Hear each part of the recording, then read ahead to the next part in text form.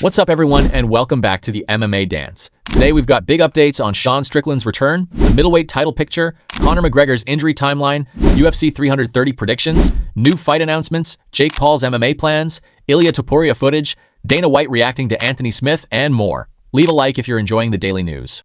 The MMA community has been waiting for word on Sean Strickland's return. Last night he finally posted an update. Y'all keep asking me when I'm going to fight again. Shoulder is getting solid, need a little longer. As to who I'm fighting, Chimaev keeps running his mouth. Want me to teach you how to cut weight so you can stop for a second? L. That immediately put the middleweight title picture back in the spotlight. Khamzat Chimaev is pushing hard for a rematch. Dricus du Plessis is coming off a win over Kamaru Usman and calling for a title shot. Nassourdine Imavov was already passed over once while waiting for the first Chimaev-Strickland fight and could be forced to wait even longer. Imavov saw Strickland's post and replied, "You'll do what you're told. You won't escape." Chimaev fired back. This coward started talking again. "When you see me again, ask for forgiveness. You're good at that.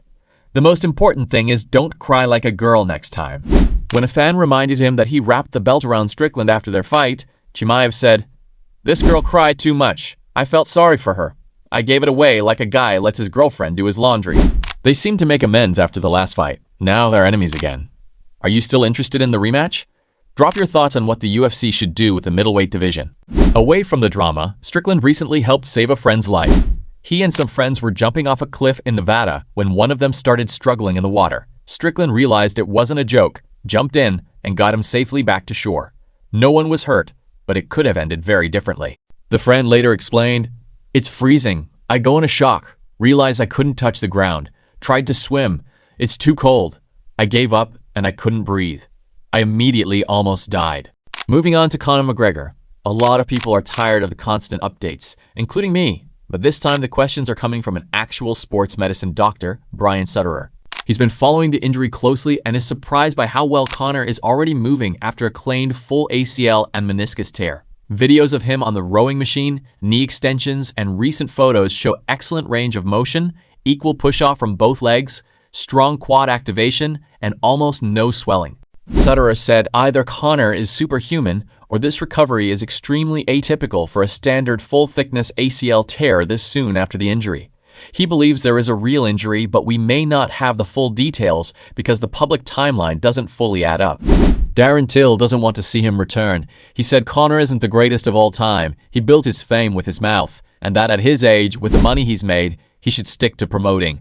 Conor himself posted, "Bengali Tiger Balls. See y'alls next year, folks." So a 2027 return still looks most likely. Also worth noting, both Conor and Khabib have reportedly been invited to Cristiano Ronaldo's wedding later this year. If both show up, it will be interesting to see how they interact after all this time. Garry's coach, Diego Lima, believes his fighter can knock out Islam Makhachev at UFC 330. Lima pointed out that people comparing this to the Della Maddalena fight should remember Garry is one of the most complete fighters in the division, strong in boxing, kicking, takedowns, and grappling. He's also one of the biggest welterweights and, for the first time since joining the UFC, has had a full training camp. Lima, I'm not going to pick the round, but I don't believe Islam makes it to the 5th. Before then, Ian is going to land a shot that Makhachev will feel, and once that happens, he'll lose his composure. On Islam, Lima praised how much his style has changed since moving up in weight. At lightweight, he took more risks. Against Della Maddalena, he barely got hit for over 25 minutes. Georges St. Pierre sees it differently. He said the stylistic odds favor Makhachev. Islam has more ways to win and is currently the best pound-for-pound fighter on the planet. Garry has the skills and length, but he needs to keep the fight standing. Who do you pick? Leave your prediction in the comments. New footage dropped of Ilia Topuria grappling with a friend and locking in an armbar. He looks in good spirits. He also shared a close-up photo of his face showing the small remaining marks from the White House event. Overall, it has healed very nicely. Hopefully we see him back in the octagon soon. Finally, Dana White was asked about the Anthony Smith situation. He's one of those guys that you don't expect to see that happen to, but personal experience, it can happen to anybody. I don't know enough about it. I don't know enough of the details. I've been on the road this whole time, but I just hope that it works out for him and his family and his kids. We do so much stuff for the fighters, not just the ones that are under contract with us, but ones that used to be too. That's everything for today.